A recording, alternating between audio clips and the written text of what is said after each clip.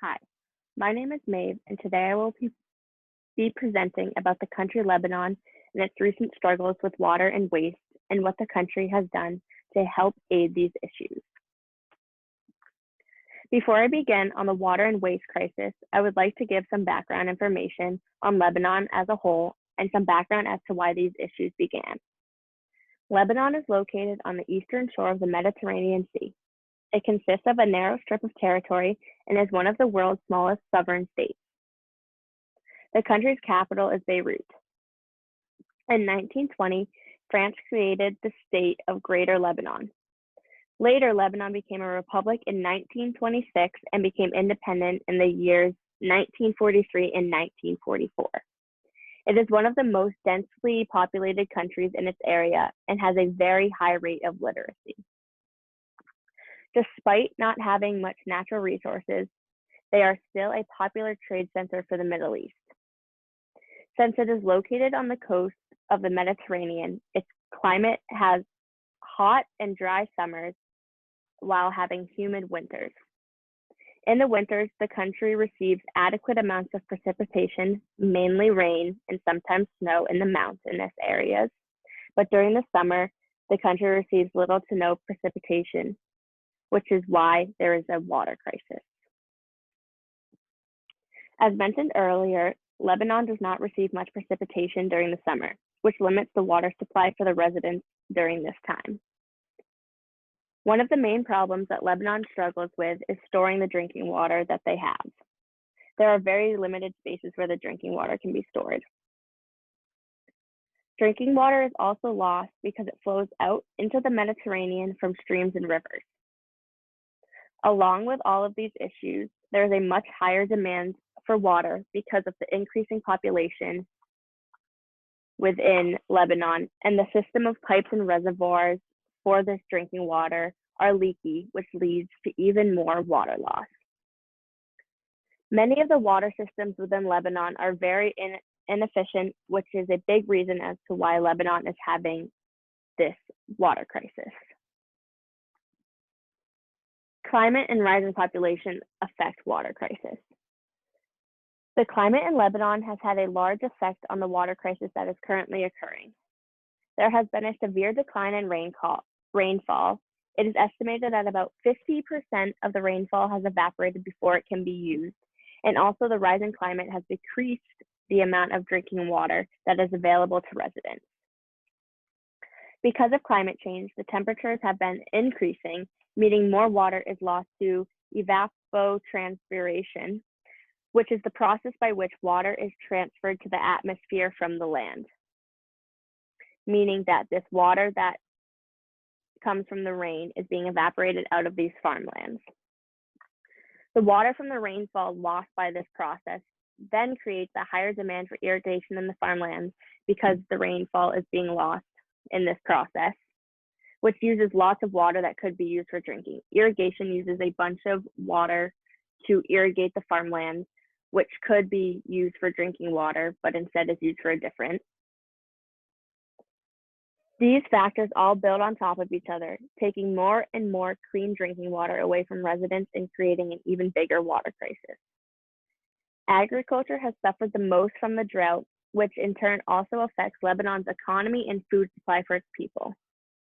Without agriculture, they are unable to trade this food, and they are also unable to supply food for their people. The rise in climate is just part of what is adding to the water crisis. The second part is the increasing population within the country. There are 4 million Lebanese people within the country, and a large number of Syrian refugees have fled to the country from Syria to avoid the Syrian civil war. Because of the unrest in Syria, mass numbers of people have fled to Lebanon.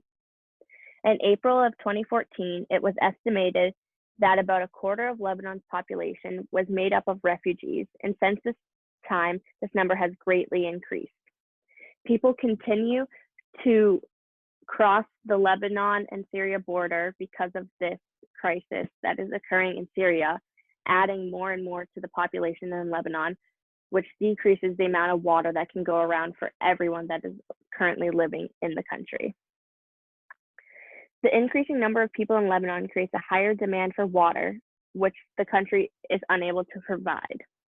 The water crisis in Lebanon is mainly affecting the poorer communities because the rich needs are being prioritized over the poorer needs.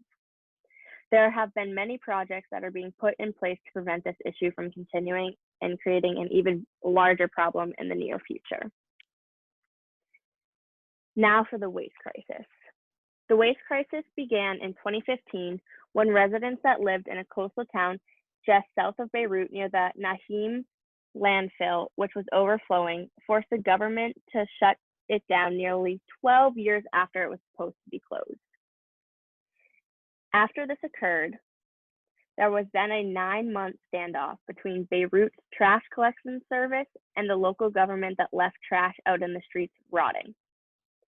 Within this standoff, the trash collection service refused to pick up the trash because they had nowhere to put the trash because the landfill was then closed. This trash was not just household trash, it was also sewage, industrial, agricultural, and medical waste. So this trash was just lining the streets of Lebanon, creating a very toxic environment. The standoff led to one of the first mass social movements in over a decade in Lebanon, creating many protests throughout the country. In order to calm down these protests, the government opened up 2 brand new landfills so that the trash collection services could now pick up trash and drop it off and get rid of the trash that was surrounding the streets. Although this has all happened within the 21st century, waste management has been an issue for quite a long time in Lebanon. During the 1975 to 1990 wars, Borha Humid, which was one of the new spaces for the landfills, was used as a dumping ground. Illegal shipments of toxic waste from Italy were accepted by the Lebanon militia into the area, and it is still believed that some of this toxic waste is still there. The newest idea to quickly fix the waste crisis that is occurring here is to use an incinerator, but this idea has not been supported by all. Public meetings about this incinerator have quickly turned into screaming matches between public officials and residents. The incinerator could potentially cause massive problems for the surrounding communities and the environment. This has not been implemented, and the future for this idea is still up in the air. Projects to help the water crisis. The first project that has been put in place to help aid with the current water crisis is the Greater Beirut Water Supply Project, which works with the Litani River and the Awali River. The goal of the Greater Beirut Water Supply Project is to use water from the Litani River and the Awali River to provide for those who live in the Greater Beirut region, and it also aims to get water to those who have lower income in the area. As I mentioned earlier, most of the water that is being provided to the residents is going to the richer people because they are being prioritized over the poorer communities. The project also focuses on increasing the short-term supply of safe drinking water for the area.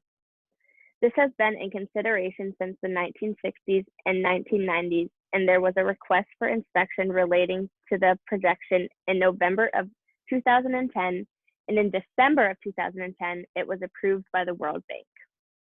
The entirety of the project will cost about $370 million. The project will have a positive impact on about 2.1 million people, which calculates to about half of Lebanon's population, and would also help people save money. Now, to get clean drinking water, people have to get it through a private water company, which means drinkable water is expensive to get, again, meaning that the richer communities are getting the drinking water over the poorer communities. The next project that is being used to help with this water crisis in Lebanon is the Litani River Authority. The Litani River Authority was put in charge of the Litani River Basin Management Support Program to find a solution for water management issues. It was put in place in 1954 to increase irrigated land, create electricity, and make recreational pieces of land. The Litani River Authority was put in charge so they could control water resources of the river. Neither of these projects have made significant progress in the crisis, but they are in the process of fixing the problem, and other projects are also in the process of fixing this problem. Thank you for watching my presentation on Lebanon and the water and waste crisis. I hope you all enjoyed it.